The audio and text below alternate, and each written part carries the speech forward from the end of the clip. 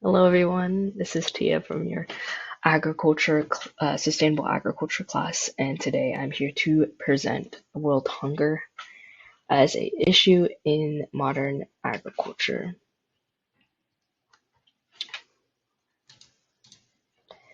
Here is an overview of what I'll be going over in this presentation about world hunger. So I have an introduction on generally what is hunger and is it bigger than we think.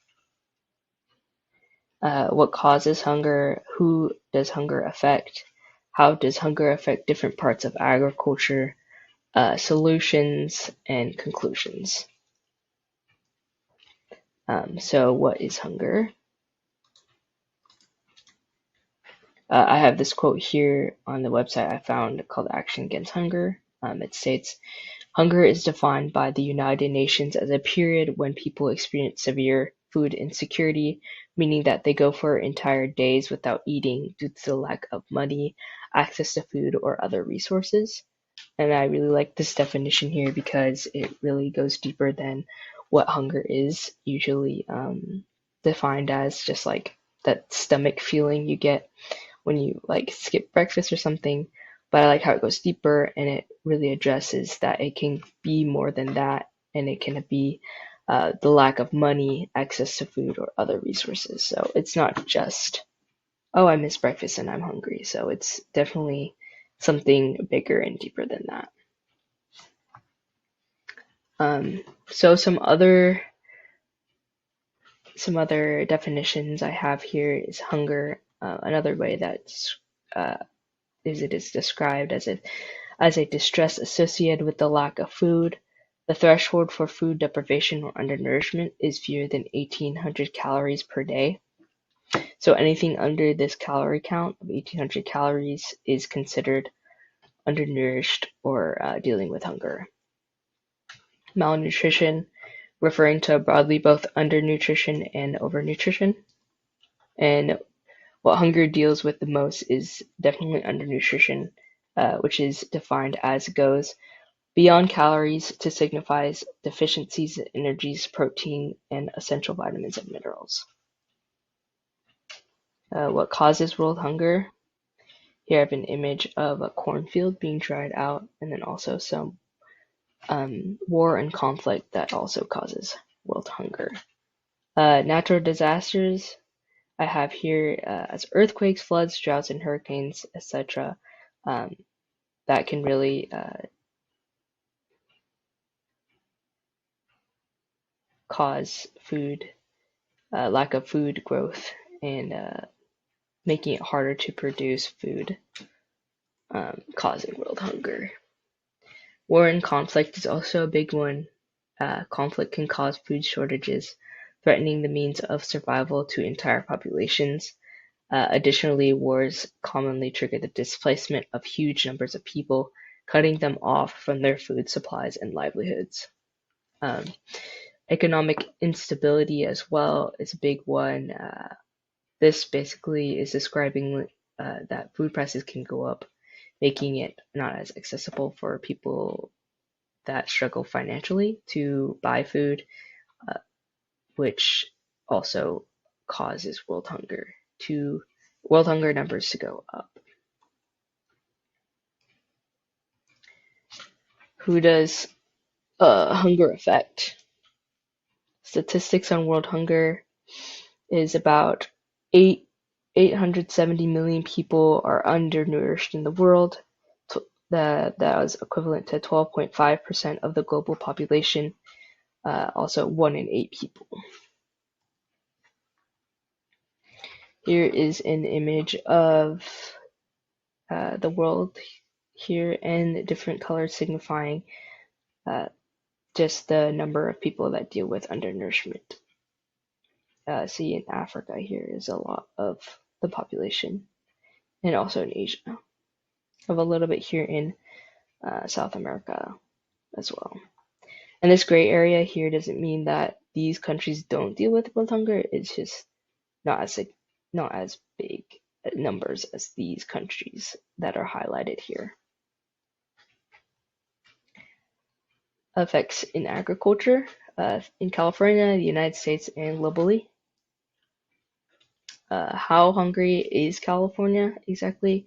Uh, I looked up the stats and it said 1 in 5 people are dealing with hunger in California, which makes 20% of the population. It's a headline of an article by Rai Genta. Uh, California is filled with food, yet scared by hunger. Uh, California actually produces more than half of the fruits and vegetables that are distributed in the U.S. So it's a big problem or a big concern because California has all this food, yet a lot of people are dealing with hunger. Here is a broader spectrum of how it affects the U.S. Um, World hunger and agriculture in the U.S. might seem like distinct issues, but they are interconnected in several ways. The relationship between world hunger and U.S. agriculture is multifaceted and is shaped by various economic, political, and social factors. And here are some ways that world hunger affects U.S. Agriculture. Food aid. So the U.S. government provides food aid to countries expecting hunger or experience hunger or famine.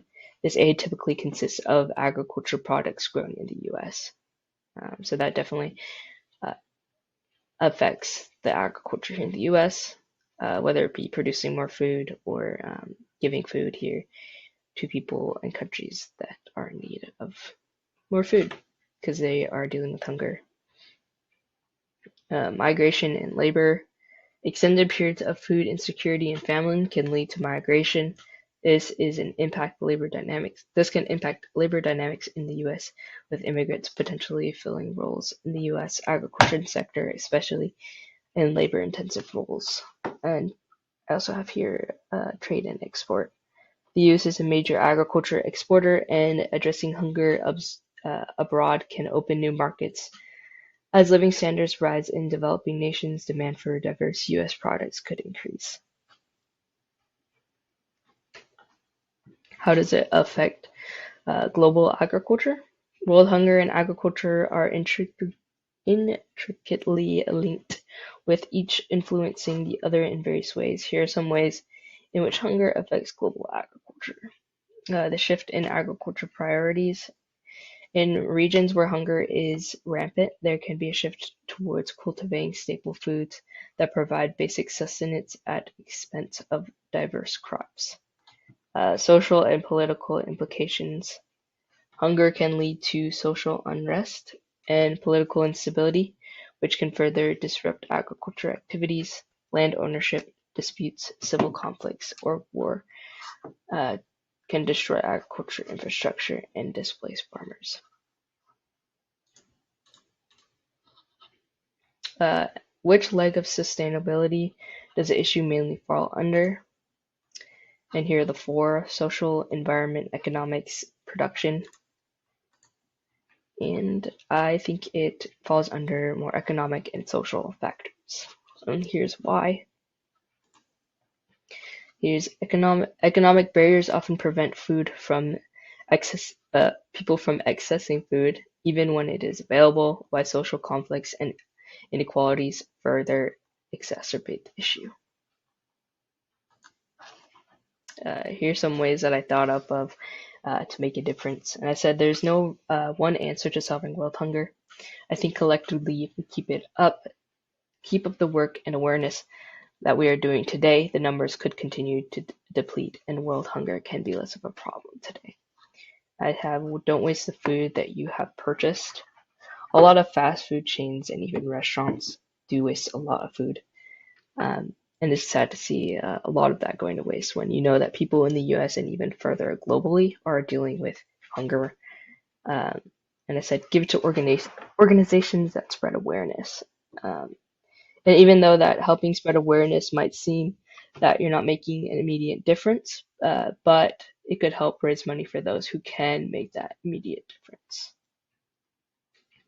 Here's some final thoughts I have here.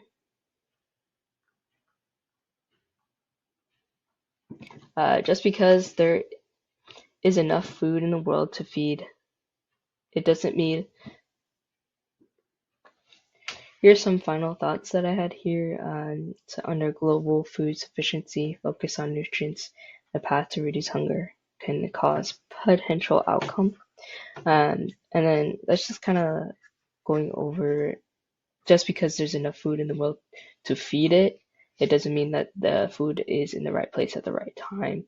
Meaning that if we could continue to work towards feeding the nation right with nutrients needed, hunger should be slowly decreasing, and the numbers of those struggling with hunger should, in time, disappear.